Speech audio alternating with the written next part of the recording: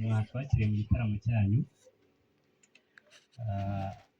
Twabwiye ko twaje duturutse Ingoma, ni kure kandi harimo urugendo.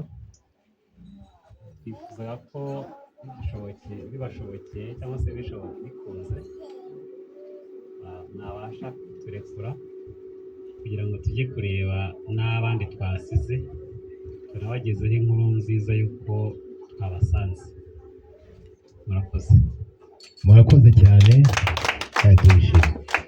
Noneho rero kugira ngo tutaza kubatindira cyangwa tugasa naho tubiciye gahunda y'urugendo, reka nongere nsabe umusaza anyemerere yigire joro, yigire hino, agafunguzo noneho adufashe amafunguro ari hano.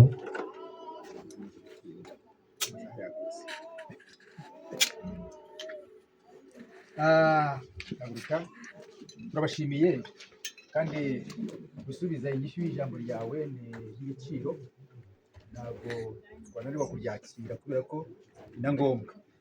Abantu bajya batebya bakavuga ngo ni murare ngo dufite ngo uburiri bunini cyane, ariko burya bari ubutebya ntabwo aba ari ukuri.